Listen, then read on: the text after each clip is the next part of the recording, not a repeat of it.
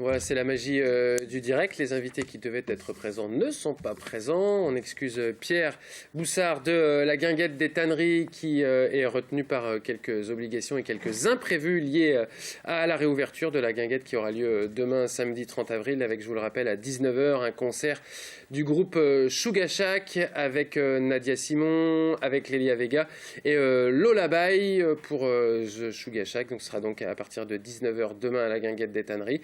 Quant à Flore Avril, je vais m'enquérir très rapidement de leurs problèmes à eux. L'édition 2016 aura lieu également samedi 30 avril, rue Montoise au Mans. En attendant qu'on les appelle et qu'ils puissent venir nous rejoindre, voici l'entretien que nous avons réalisé cet après-midi avec Rachel Sozzi, d'une peintre invitée de l'édition 2016 de Pulsar, Christine Sefolosha.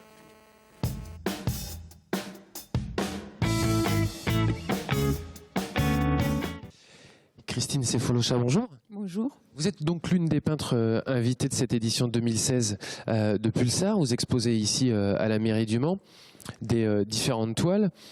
Avec ici, alors je me suis posé la question de savoir si c'était un arbre champignon. C'est peut-être vous qui pouvez le dire en fait. Oui, c'est toujours difficile d'ailleurs. En tant qu'artiste, vous vous interdisez d'expliquer une toile ? Non, je ne m'interdis pas, mais disons que je crois que c'est plutôt au spectateur d'interpréter et de voir ce qu'il y voit. Et je trouve que c'est plus intéressant quand il y a justement de l'espace à interprétation. Alors en tout cas, ce qui peut frapper en dehors de l'aspect figuratif, c'est les matières. Et on va pouvoir le retrouver d'ailleurs dans différentes œuvres qui sont exposées ici.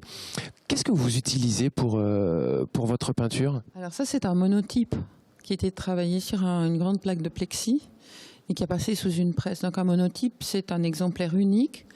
Et le hasard a énormément d'espace en fait dans une technique comme ça, parce que la presse fait son jeu sur le papier avec l'encre au milieu. Et à chaque fois, c'est une surprise.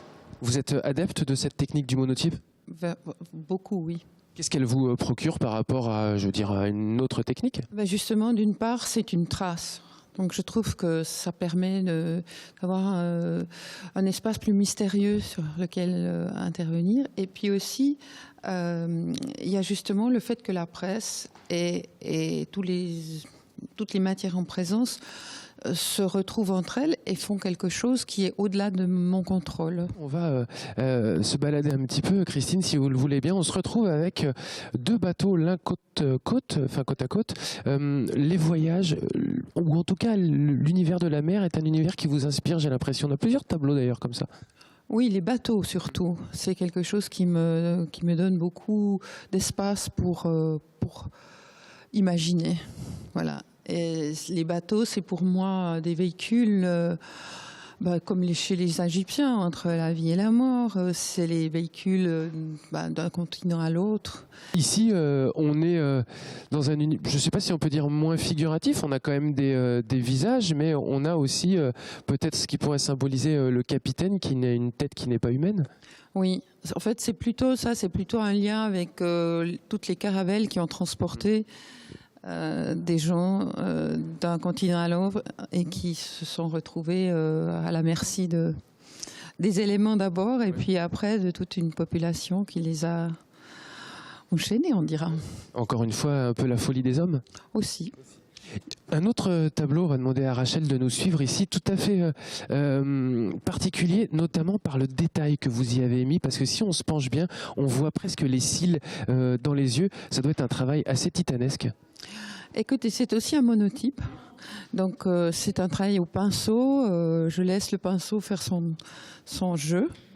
Différentes tailles aussi également. Bon, ça c'est souvent les peintres utilisent différents formats pour exprimer ce qu'ils ont à peindre. Je le disais, des univers parfois différents. Ça c'est très très beau, parfois très coloré, parfois un peu plus sombre, un peu plus monochrome. C'est l'inspiration qui décide. Oui, et c'est des périodes différentes. Là, vous aviez plusieurs bateaux qui ont fait l'objet d'une exposition qui s'appelait Vaisseau fantôme et qui étaient tous liés au bateau. Là, c'est un autre travail, aussi un monotype, que j'ai fait pour une expo plus récente. Est-ce que ce type de tableau reflète aussi votre voyage en Afrique du Sud? Vous avez vécu pendant 9 ans, me semble-t-il, en Afrique du Sud. Et dans les différentes descriptions que l'on peut lire de votre travail, souvent on indique que votre travail était inspiré justement par ce voyage. Oui, par cette période de ma vie où je me suis laissée vraiment submerger par tout ce que je vivais et aussi par la culture environnante. Et surtout, j'avais traversé les barrières puisque à l'époque, c'était l'apartheid. Et donc, il a fallu aller de l'autre côté de la barrière pour essayer de comprendre et être aussi complètement séduite par ce que je voyais. Essayer de comprendre. Est-ce qu'on comprend un jour d'ailleurs ce qui s'est passé là-bas? Comprendra? Difficile. En tout cas, on a encore toutes les conséquences de toute cette complexité. Alors, c'était il y a quelques années maintenant, et de temps en temps, il y a des réminiscences, justement, on parlait de réminiscences du Titanic tout à l'heure, il y a encore dans votre travail aujourd'hui des réminiscences de ce voyage, de cette culture que vous avez découvert? Oui, sûrement. Et à côté de ça, c'est vraiment l'aspect que je ne contrôle absolument pas, puisque je crois que l'inconscient entre beaucoup dans le jeu de la peinture et vous guide souvent. Donc, ce que j'ai vécu là-bas a forcément laissé beaucoup de traces. Et ces traces, elles sortent comme elles peuvent, quand elles veulent. En fait, je les suscite pas volontairement. Est-ce que votre technique, j'imagine, évolue également au fil des années? Parfois, c'est difficile de revenir sur les premiers tableaux. Comment vous jugez, vous, justement, vos premières toiles, vos premières peintures par rapport au travail que vous faites aujourd'hui? Disons que justement, dans le livre dont on parlait tout à l'heure, j'ai tout un chapitre sur les terres que j'ai fait juste au retour d'Afrique, où j'utilisais des terres rouges africaines. Et avec les couleurs aussi qui m'étaient propres à ce moment-là. Et je vois qu'en effet, j'ai fait un long chemin. Et ces techniques sont... J'espère qu'on voit le fil rouge à travers toutes ces périodes. Mais c'est sûr que j'étais forcément complètement inscrite dans ce retour et ce passage d'un continent à l'autre. Est-ce que... Je parlais les nouvelles technologies, les choses comme ça, aujourd'hui, enfin le monde actuel vous inspire encore, ne serait-ce qu'aussi dans votre pratique de la peinture ou pas? Est-ce que voilà, les smartphones, les ordinateurs, Internet, le fait que le monde aille vite? Alors certainement que les photos, par exemple, sont tellement plus simples à prendre maintenant, qu'elles sont tellement disponibles immédiatement et tout le temps. Je pense que ça a aussi quelques conséquences, en effet. Mais moi, je ne travaille pas sur ordinateur, à part quand je dois créer un document ou faire un livre, entre autres, parce que là, j'ai travaillé beaucoup sur l'ordinateur pour les choix d'images et tout ça. Mais non, autrement, je travaille surtout avec les matières, les pigments, la gomme arabique, les encres, la peinture. Ouais. Merci beaucoup d'avoir répondu à nos questions.